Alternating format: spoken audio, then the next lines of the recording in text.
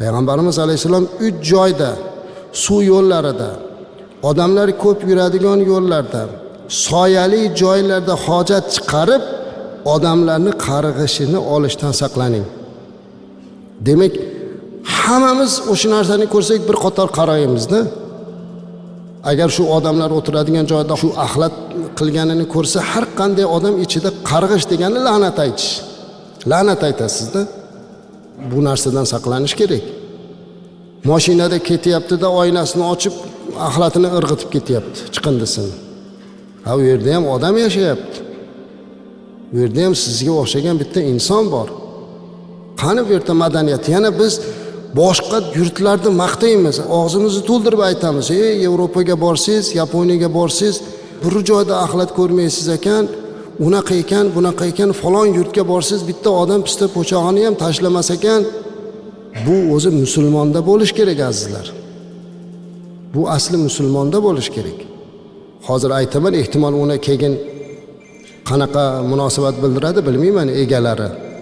Mana bu tog' tomonlarda tepada odamlar dala hovlilari, dam olish uylarini qurgan, aksari o'sha o'zining uyidagi hojatxona quvrini oqar suvga ulab qo'ygan. Juda katta gunoh bo'ladi mana shu narsa. Nimani xor qilsa bir kun Alloh shunga zor qiladi. Bizni xalqimiz shunchalik darajada suvni qadrlagan, hatto suvga tuflash mumkin emas bo'lgan. Payg'ambarimiz alayhisolatu vassalam suvga tahorat sindirishlikdan, suvga tuflashlikdan qaytarganlar. Mana yoshi ulug' otaxonlar bilan gaplashib qolsak, mana shu oqar suvlar to'g'risida gapirganda yoshliklarini eslab aytadilar.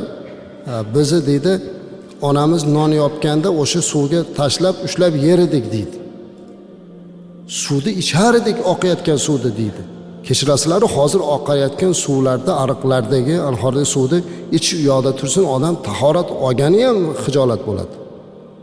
Chunki najosat oqizyapti. Shuni qilayotgan ham bizi bitta dindosh, bitta vatandoshimizda. Aslida oldin mahallalarning oqsoqollari ko'chalarda yurib, yangi kelinlar ko'chani supurayotganda ariqqa supurganini ko'rsa, uyda kattasini chaqirib tanbeh bergan. Men shuni ko'rganman masalan mahallamizda. Kelinda o'ziga gapirgani istihola qilib, uyda kattasini chaqirib, "Men o'tib ketayotgandim namozga masjidda, ertaman keliniz ko'chani supurib, ariqqa supurayotgan ekan. Bunaqa qilmasin" deb tanbeh berardi.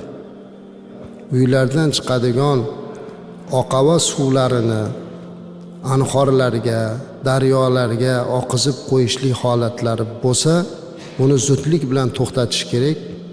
Uning uchun u qiyomatda qattiq javobgar bo'lib qoladi. Qattiq gunoh qilayotgan bo'ladi. Bu narsani to'xtatish kerak-da. Yaxshisi o'sha boshqalarni ham shuni ko'rganda hammamiz bir bo'lib bu narsaga qarshi o'zimizni fikrimizni, e'tirozimizni bildirishimiz kerak.